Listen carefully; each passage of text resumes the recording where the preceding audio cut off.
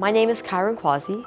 I'm 14 years old. I just graduated from Santa Clara University with a degree in computer science and engineering. And this month, I'll be starting as a full-time software engineer in the Starlink engineering team at SpaceX.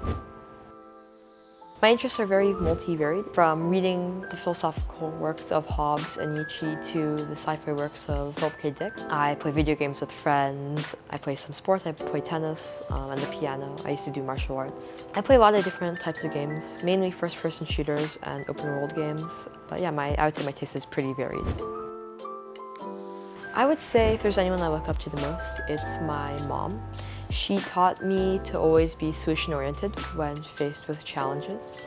I would say she's definitely the CEO of our household and has had the biggest impact on how I think about life.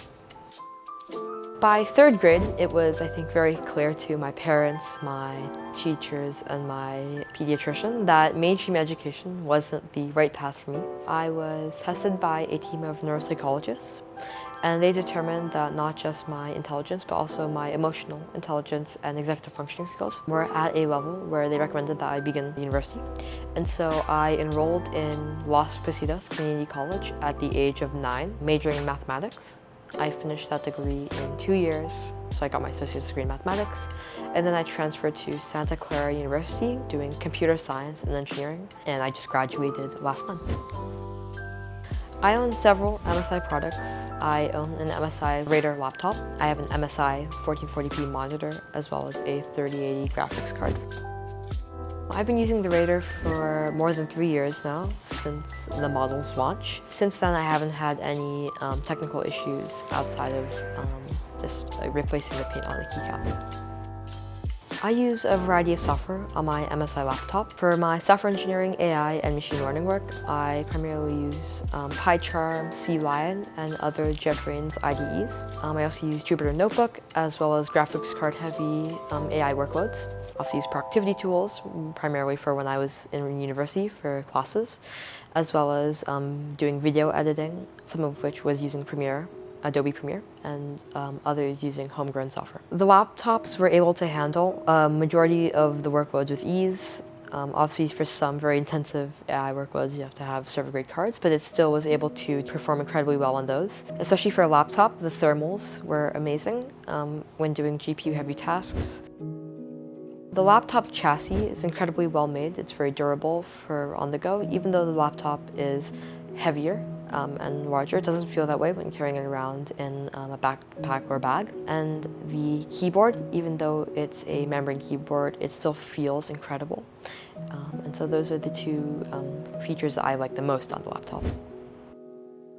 I would say my MSI Raider laptop has been critical to my career pursuits. For all 4 years of university, I've used my MSI laptop exclusively for my machine learning internships. It allows me to train my machine learning models locally, which saves both development time and cost because I don't have to use a third-party service like Google Colab. And of course, having access to a powerful machine helped me with my personal AI projects where there wasn't a company funding something like a Google Colab service. After my first year at community college, I was looking for internships. I ended up putting together a list of tech companies and just cold calling them.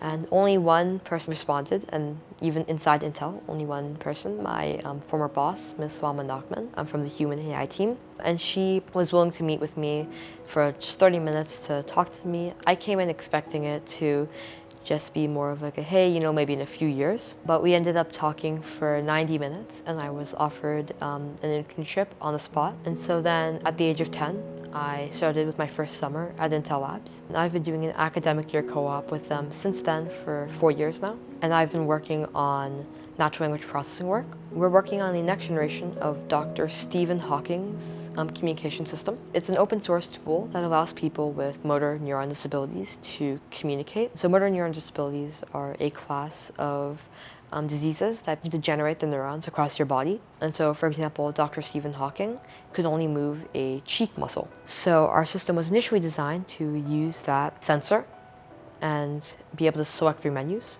And then, although when it was open sourced, we added support for adding your own sensors so that people could use it for free. The project I'm working on is the next generation of that tool. We're extending it so that it can listen in automatically on conversations and generate full sentence personalized responses, which allow the user to communicate much faster and much more easily than the older versions of the system. And so that work is primarily doing natural language processing, indexing, as well as some audio work in diarization and transcription and voice activity detection.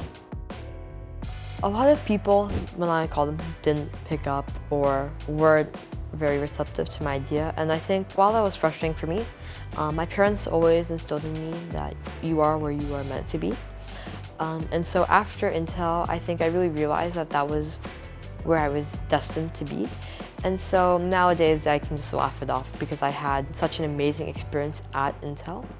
When I was looking for a full-time job after university, I applied to 100 companies. I believe I was rejected from 95 of them. 2 offers were placed on freeze due to tech market. And then I finally got 3 offers, one of which was SpaceX. And while that was very demoralizing for me, having so many people in positions of influence viewing my age as a proxy for my ability and maturity, once I landed at SpaceX, I really realized that that was the right company for me, from the culture to the technical work. And if I had gotten another position, I wouldn't have ended up finding that. And so now I'm really, I think, lucky that I had that experience because it also taught me resilience and being able to just keep moving.